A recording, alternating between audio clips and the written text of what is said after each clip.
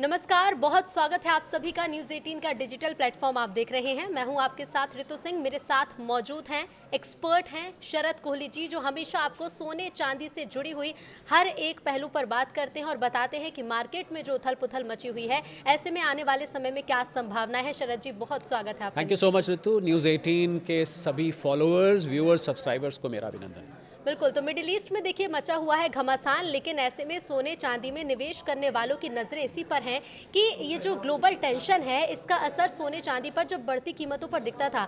बीते दिनों में हमने देखा कि कीमतें थोड़ी घटी भी हैं और अब फिर से चढ़ाव जारी है। अब इसी उतार चढ़ाव को समझने की कोशिश करते हैं। शरद जी, सबसे पहला सवाल यही कि जब भी ग्लोबल टेंशन बढ़ती है तो सोने चांदी के रेट बढ़ते हैं अमूमन, लेकिन बीते कुछ दिनों में कीमतें घटी हैं, हालांकि आज रेट कुछ बढ़े हैं।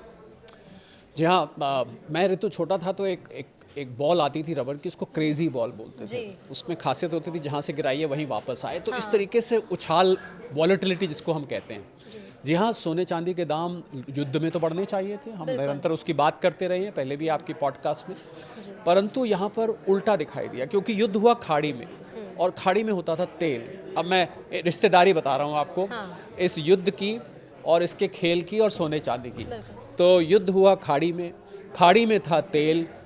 तेल चलता था डॉलर से और डॉलर की डिमांड बढ़ गई। जब युद्ध नहीं हुआ था तो $70 का एक बैरल मिला करता था, यही 120 एक समय पहुंच गया था। तो $50 प्रति बैरल लोगों को ज़्यादा देने पड़ रहे थे। इसकी वजह से क्या हुआ, डॉलर की डिमांड बढ़ गई। डॉलर मजबूत नहीं हुआ, डिमांड बढ़ गई। डॉलर मजबूत तो कैसे हो सकता है? जो देश अपने आप को युद्ध में झोंक रहा है उसकी करेंसी मजबूत कैसे हो सकती है? तो कमज़ोर होती है। पर डॉलर की डिमांड बढ़ने से डॉलर इंडेक्स, आपको याद होगा हमने इसका जिक्र किया है, जिसमें 6 करेंसीज बनती हैं। मैं फिर से नाम ले लेता हूँ जल्दी से। British pound, Swiss franc, Japanese yen, euro, Canadian dollar और स्वीडिश क्रोमा। ये 6 करेंसी मिला के एक बास्केट बनती है जिसको हम डॉलर इंडेक्स कहते हैं। ऐसा माना जाता है कि जब जब ये डॉलर इंडेक्स मजबूत होती है और क्योंकि डॉलर की डिमांड बढ़ी तो डॉलर इंडेक्स ऊपर चढ़ गया। उसकी वजह से अमेरिका की जो बॉन्ड यील्ड्स हैं, 10 साल के, 30 साल के वहाँ बॉन्ड निकलते हैं, वो 4 साढ़े 4 के बीच में पहुँच गए। उसके कारण से सोने पर दबाव बनने लगा, क्योंकि लोगों को ऐसा लगता है कि अब क्योंकि डॉलर की डिमांड बढ़ रही है तो डॉलर के एसेट्स में निवेश करना चाहिए। ऐसा लोगों को लगता है, निवेश करना चाहिए। और वहाँ पर जो सटोरिये थे ऋतु, जो स्पेकुलेटर्स होते हैं, उन्होंने धड़ाधड़ सोने को बेचना शुरू किया। जब उन्होंने बेचना शुरू किया तो ईटीएफ में, भारत में नहीं है ईटीएफ्स बाकी की दुनिया में भी हैं। ईटीएफ्स में जिन लोगों ने 3,000 साढ़े $3,000 पर सोना लिया हुआ था, उन्होंने जब वो 5,000 से नीचे आया, उन्होंने और धड़ल्ले से बिकवाली शुरू कर दी। तो ये खेल हुआ, क्योंकि डॉलर, और आपने देखा कि जैसे ही क्रूड ऑयल के दाम अभी हाल में 110 से घट के 103-104 पे और वहाँ से घट के अब $100 से नीचे चले गए। जैसे ही ये हुआ, ट्रंप साहब ने वो ट्वीट डाला कि भाई हमने तो 5 दिन के लिए ये युद्ध विराम घोषित कर दिया है। एनर्जी इंफ्रास्ट्रक्चर पर इस खेल पे भी मैं चर्चा करना चाहूँगा। वैसे ही ये डॉलर इंडेक्स जो है नीचे आई, 100 से नीचे गई और आपको सोना फिर $4,000 से $4,500 पर मेन बात ये है कि हमारे जो हमको सुन रहे वो जानना चाहते हैं, भाई ये सब खेल ऊपर नीचे हो रहा है, करें क्या? और यही आपका मुझे लगता है सवाल भी होगा। तो लॉन्ग टर्म में सोना की जो अंडरटोन है वो अभी भी बुलिश है। आपको याद होगा मैंने आप ही के शो में पहले बोला था कि आप 2 से 5 साल इसको रखिए। तो 2 साल 5 साल में ये सब घटनाएं घट जाती हैं। ये एक असाधारण इवेंट है, ये एक असाधारण परिस्थिति है। ये ट्रंप साहब खुद ही असाधारण है, आप जानते हैं इस बात को। तो इसलिए इस खेल की वजह से ये उतार चढ़ाव देखने को मिलेंगे। परंतु सोना अंडर, जैसे ही डॉलर अपनी असलियत पर आएगा, आपको ये डॉलर इंडेक्स गिरते हुए दिखेगा। क्रूड ऑयल की कीमतें थोड़ी और ठंडी होंगी, डॉलर इंडेक्स नीचे आएगा और आपको सोना वापस ऊपर। तो अगर आप सोना लेके बैठे तो सीट बेल्ट बांध के बैठ जाइए। सीट बेल्ट मैंने इसलिए कहा, सीट बेल्ट क्यों बांधी जाती है हवाई जहाज में? क्योंकि जो हवाई जहाज में टर्बुलेंस होती है ना, जिससे आप उससे घबराएं ना और कहीं आप उड़ के ऊपर ना चला जाए, तो सीट बेल्ट बांध के आराम से आप निवेश कर सकते हैं लंबे दौर के लिए। हालांकि निवेश की सलाह आपको अपने रजिस्टर्ड फाइनेंशियल एडवाइजर से लेनी चाहिए। ऋतु से जो मैं बात कर रहा हूँ वो एक एनालिसिस है। बिल्कुल बिल्कुल, हम इस पर तो बात करेंगे ही कि निवेशकों को किन चीज़ों का ध्यान रखना चाहिए, क्योंकि अभी भी कई लोग हैं जो ये सोच रहे हैं कि अगर ये टेंशन और ज़्यादा बढ़ती है तो क्या ये कीमतें और ज़्यादा घट जाएंगी, तो वो घाटे में चले जाएंगे, या फिर अगर, क्योंकि पहले भी हमने देखा और हम इस पर बात भी कर चुके हैं कि कीमतें बढ़ती हैं गोल्ड की, तो अगर जो लोग शॉर्ट टर्म के लिए इन्वेस्ट करना चाहते हैं उनके लिए आपकी क्या सलाह रहेगी और उन्हें किन चीज़ों का ध्यान रखना है? मत करें शॉर्ट टर्म के लिए इन्वेस्ट। मैं तो सीधी बात बोलना चाहूँगा, शॉर्ट टर्म के लिए सोने चांदी में इस समय निवेश नहीं करिए। हम लोग इन्वेस्टमेंट की दुनिया में एक टर्म यूज़ करते हैं, उसको हम बोलते हैं डाउन साइड रिस्क। यानी कि अगर अभी आप निवेश करते हैं तो डाउन साइड, क्योंकि 5 दिन की ये जो ट्रम्प साहब ने मोहलत दी हुई है, हाँ। ये 5 दिन के लिए हम इसको युद्ध विराम कर रहे हैं। मान लीजिए 5 दिन बाद उनके दिमाग में फिर कुछ आया और उन्होंने फिर एनर्जी, पावर, न्यूक्लियर और वाटर के प्लांट्स पर अटैक करना शुरू कर दिया, तो फिर आपको क्रूड ऑयल यहाँ से ऊपर जाता दिखेगा और फिर सोने पर दबाव आएगा। तो मैं डाउन साइड रिस्क की बात कर रहा था। इस लेवल से डाउन साइड रिस्क लगभग 10% के आसपास का है ऋतु, जरूरी बात बोलने जा रहा हूँ। अपसाइड रिस्क अनलिमिटेड है। हाँ। अपसाइड रिस्क नहीं बल्कि मैं कहूँ अपसाइड प्रॉफिट की अपॉर्चुनिटी अनलिमिटेड है। हाँ। तो जो लोग लेना चाहते हैं उनके लिए सलाह ये है कि आप थोड़ा थोड़ा करके, जब जब करेक्शन आए आप थोड़ा थोड़ा करके निवेश कर सकते हैं। वाकई में अगर आप इसको 2 से 5 साल के लिए रखते हैं, आप देखिएगा कि ये पिछले लेवल को भी बीट कर सकता है। बिल्कुल। अभी हमने हाल ही के दिनों में देखा है, अगर 1-2 महीने के जो रेट में उतार चढ़ाव आया शरद जी, ऑल टाइम हाई से चांदी काफ़ी ज़्यादा घट गई है और सोने के रेट भी जो ऑल टाइम हाई लगभग जनवरी के आसपास, अगर मैं बात करूँ 28 जनवरी के आसपास चांदी ऑल टाइम हाई पर थी और उसी समय सोने के जो भाव थे, जो अब तक सबसे ज़्यादा कीमती थी, उससे बहुत ज़्यादा अंतर देखने को मिला है। अब जो इन्वेस्ट कर चुके हैं या फिर करना चाहते हैं तो उनके मन में सवाल ये भी उठता है कि क्या ये रेट उस कीमत को अब फिर से छू सकते हैं कुछ महीनों में? थोड़ा समय लग सकता है, हाँ। परंतु आएंगे। देखिए चांदी के बारे में क्या है कि अभी सोना चांदी एक साथ चलते हैं, पर हम लोग एक गोल्ड सिल्वर रेशियो, कुछ लोगों को बहुत शौक है इस रेशियो को एनालाइज करने का, वो रेशियो के ऊपर निर्भर करता है। परंतु अगर वैश्विक मंदी आती है ऋतु, ये एक ज़रूरी बात है, तो उसमें चांदी के भाव में थोड़ा दबाव और आ सकता है, क्योंकि वहाँ जिन चीज़ों में चांदी प्रयोग की जाती है इंडस्ट्री में, जिसमें AI डेटा इक्विपमेंट है, सोलर सेल्स है, इलेक्ट्रिक व्हीकल्स है, जिसके बारे में हम पहले बात कर चुके हैं, इनकी डिमांड थोड़ी कम हो सकती है, उसकी वजह से चांदी पे दबाव आ सकता है। तो मुझे लग रहा है ये, और अगर नहीं दबाव आया तो चांदी इससे तेज़ भी दौड़ सकती है। पर इसमें ऋतु मैं एक ज़रूरी बात आपकी इजाज़त से जोड़ना चाहूँगा।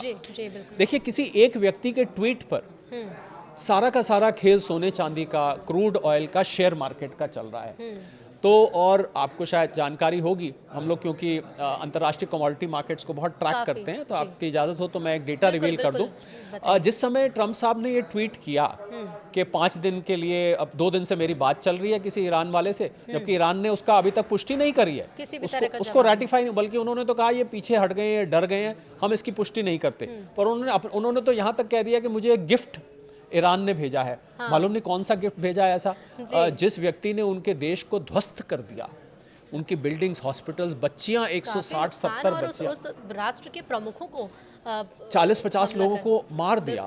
आपको लगता है वो उनको गिफ्ट भेज सकते हैं? बड़ा अजीब बात होगी अगर गिफ्ट आया होगा तो। पहले तो एक व्यक्ति, और हुआ क्या, मैं आप जो बात बताने जा रहा था कि जिस समय उन्होंने ट्वीट किया तो क्रूड ऑयल पर उस वक्त, उस समय, उस दिन आमूमन 7 लाख बैरल्स का ट्रेड होता है, पर इस ट्वीट से पहले 15 मिनट पहले 70 लाख बैरल्स का ट्रेड हो गया जी। तो क्या किसी को जानकारी थी? और ये तो ऐसा माना जाता है कि $580 मिलियन ऋतु ये कमाया गया है उसके जरिए। और ये तो खाली क्रूड की बात हुई। आपने देखा कि सोना उस समय लगभग $4,000 के आसपास पहुंचने लगा था, यानी कि 1,30,000 प्रति 10 ग्राम रुपए से नीचे आ गया था। हाँ।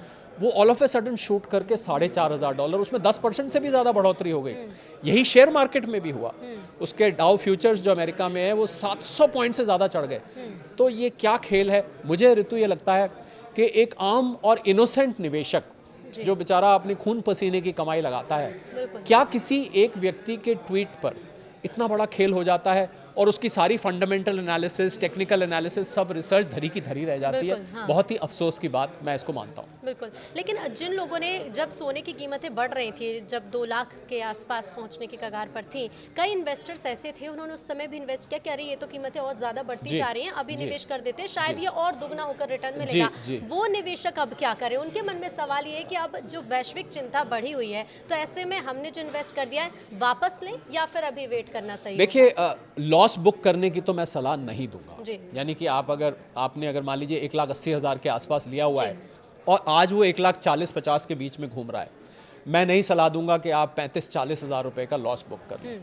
अगर आपने ले लिया है उस समय, पहली बात तो एक साथ नहीं लेना चाहिए था, थोड़ा थोड़ा लेना चाहिए था। पर चलिए, आपने सलाह देते रहे, अगर आपने ले भी लिया है तो मैं समझता हूँ इसको रख के बैठ जाइए, डिप्रेशन में मत आइए, निराश मत होइए। अगर आपने 1,60,000 पे, 1,70,000 पर, अब तो 1.5 लाख वाले भी अफसोस करने लगे थे ऋतु कि 1.5 लाख पे भी लिया है तो भैया 1,30 से नीचे चला गया। हाँ। आपने अगर ऊंची कीमत पे लिया है, घबराइए नहीं, इसको रख के एक तरफ बैठ जाइए, भूल जाइए सोने के साथ सो जाइए, जैसा मैं अक्सर बोलता हूँ। हाँ। ये रेट वापस आएंगे, कुछ समय लग सकता समय है, लगेगा। परंतु ये रेट ज़रूर वापस आएंगे। सोने की डिमांड और सोने के इंट्रिंसिक वैल्यू बहुत हाई है, जो आप समझते हैं उससे ज़्यादा। ये एक शॉर्ट टर्म इवेंट है, एक एक्स्ट्रॉर्डनरी घटना है, एक एक्स्ट्रॉर्डनरी व्यक्ति भी है इसके पीछे। आप जानते हैं वो असाधारण से हैं थोड़े से, तो आप उनकी कई बार उस फैक्टर की बात, कुछ हाँ, आपने एक नाम भी दिया था। मैंने ट्रम्प मूड इंडेक्स बनाई हुई है, हाँ, हमने ऑफिस में बाकायदा बना रखी है। ये मेरे स्क्रीन पर ट्रैक की जाती है। इसमें gold silver, stock market, bilateral trade,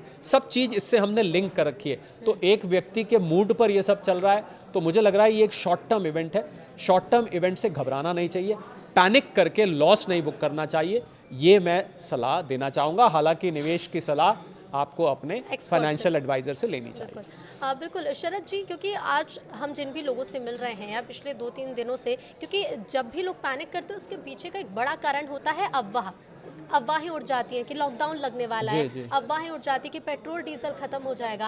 अब जब लोगों के दिमाग में ये चीज़ें आ रही हैं या फिर वो सुन रहे हैं कि पेट्रोल डीजल खत्म होने वाला है, तो वो फिर उस स्थिति में पहुंच जाते हैं कि अब ये जो गोल्ड सिल्वर में हमने निवेश किया था इसे हम वापस ले लें, अपने पास कुछ फंड रखें, क्योंकि अगर पेट्रोल डीजल ही नहीं रहेगा या फिर लॉकडाउन जैसी स्थिति बन जाएगी तो हम उस निवेश का क्या करेंगे अगर भविष्य में और ज़रूरत पड़ती है तो इन अफवाहों का कितना असर पड़ता है और ऐसे में लोगों को क्या करना चाहिए? हाल ही में जो देखिए, अफवाहों से बचने के लिए तो न्यूज़ 18 देखना चाहिए। पहली बात तो मैं ये कहना चाहूँगा, क्योंकि अफवाह आपको किसी ने कुछ कह दिया या कहीं पर कोई बात चल रही है उस पर ध्यान नहीं देना चाहिए। और मुझे लगता है कि देखिए, अगर किसी ने अपने सारे के सारे फंड्स सोने चांदी में लगा दिए होंगे तो वो तो पहले एक प्रिंसिपली गलती कर दी, क्योंकि आपको याद होगा मैंने बताया था कि आपको अपनी इन्वेस्टमेंट फैला के करनी चाहिए, 20% यहाँ 20% वहाँ। मैंने नाम भी लिए थे पिछले, लोग खोल के देख सकते हैं उसको। तो मुझे लगता है अगर आपने सारा पैसा वहाँ लगा दिया है तो ये तो थोड़ी सी आपसे गलती हो गई है, ये आपको स्वीकार करनी पड़ेगी। पर ऐसी कोई सिचुएशन नहीं है आपको। और ज़रूरी बात ये मैं कहना चाहूँगा ऋतु, कि युद्ध में जब युद्ध चल रहा हो तो हर दिन एक नया दिन है।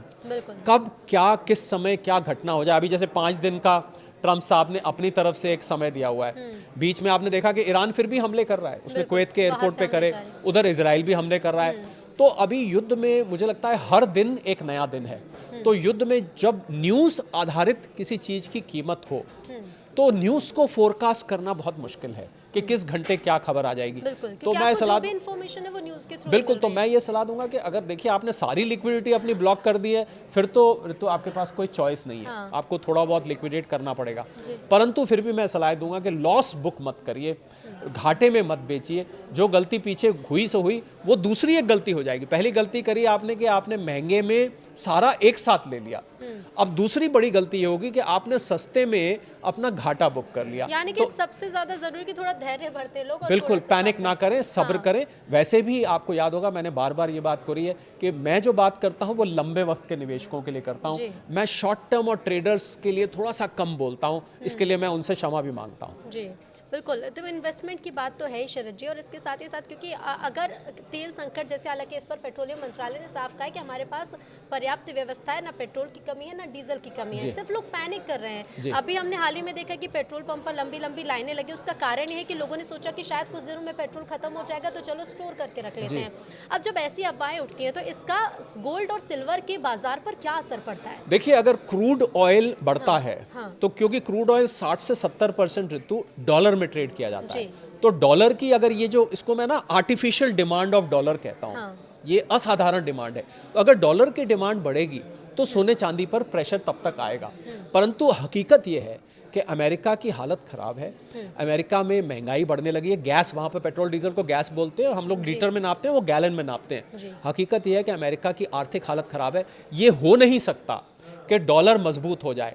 डॉलर की वॉल्यूम की डिमांड बढ़ रही है, डॉलर की आंतरिक डिमांड नहीं बढ़ रही है। तो जैसे ही ये आर्टिफिशियल डिमांड कम होगी वैसे ही आपको सोने चांदी की कीमत वापस आती दिखेगी। तो कुछ समय के लिए रखिए, कुछ समय इंतजार करिए, आपको ये हकीकतें सामने आती दिखाई देंगी। अच्छा, वो जो एक टर्म आपने दिया कि ट्रम्प मूड इंडेक्स जिसको आप कहते हैं, अभी बीते दिनों में हमने देखा था कि डोनाल्ड ट्रम्प की तरफ से एक बयान भी सामने आया था जिसमें वो ये कह रहे थे कि जहाँ पर हॉर्मुज है तो वहाँ से जो जहाज आने हैं, तो उनका ये कहना था कि हम और भी देशों से अपील करते हैं कि वो भी आगे आएँ क्योंकि तेल संकट ना बने। तो इस तरह की चीज़ें भी निकल कर सामने आई थी, जिस पर ईरान की तरफ से कहा जा रहा था कि जो दबाव बनाया जा रहा है ट्रंप साहब की तरफ से, लेकिन अब ट्रंप बैकफुट पर आते हुए नजर आ रहे हैं। तो ट्रंप के इस तरह से बदलते मूड का, जैसे आपने पहले ट्वीट की भी बात कही, और इस तरह के बयान का क्या असर इस पर पड़ता है?